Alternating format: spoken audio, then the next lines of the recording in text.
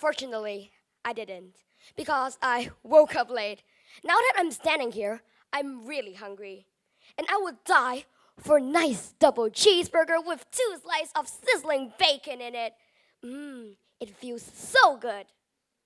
But wait a minute. My mom will definitely stop me from eating this lovely burger. Normally, I'll think she's again worrying too much, but this time she might be correct.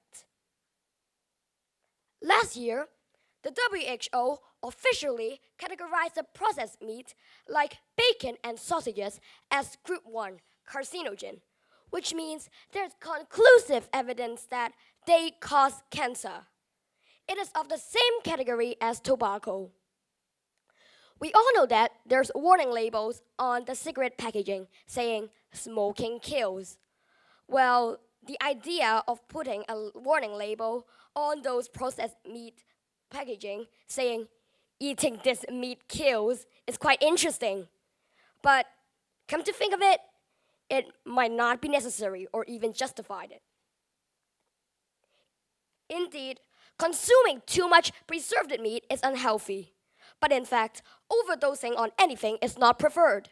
What makes preserved meat especially cancerogenic is nitrosamine and benzopyrene, generated in the process of preserving meat. However, scientists have found out that some food can suppress the growth of cancer cells, like green tea and onion. Therefore, given controlled consumption of meat and sufficient intake of greens, cancer is under your control. In view of this, I don't think adding warning labels would be the best option.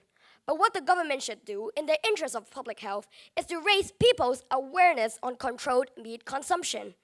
Specifically, the government may consider adding a reminder label on the packaging of meat products to alert consumers of the risk of cancers. Following the convention of the European Union, these labels are color-coded with red, amber, and green. It allows people to see the degrees of danger of the food when they consider buying it. Ultimately, I don't think public health should transcend the freedom of choice in food products. However, it is the government's job to educate people so that they can make an informed choice when enjoying their freedom of choosing the delicacy they like. Now, I will say to my mom, "Mom, don't worry. I know the risk, but I have the choice." Thank you. Thank you, Mr. Lam. That was very good. Thank you. I too like double cheeseburgers with bacon. It's but- tasty. Really tasty. But I'm wondering, you were talking about green tea and greens. How about if we just all became vegetarians? Would that be a viable, healthy option to eating red meat, processed meat, that sort of thing? Well, I don't. There's actually both advantage and disadvantage on on eating a vegetarian diet or a diet that has meat in it. Well, I guess we should balance our diet in order to be healthy. You know, following the food pyramid, where grains is in the bottom, which means that we should eat the most, and then fruit and vegetables at the second layer, which we should eat more, and then meat and dairy products in the second highest level, which means we should have a limited intake. And the last, we should eat less snacks. So I guess if we follow this, we do not need to be vegetarians and we can have a healthy life. Thank you for your question. Thank you. Thanks, Jordan. We've all a lot of us have come back from holidays very recently, and in Hong Kong there's been a surge in voluntourism, or going overseas and volunteering while having a holiday.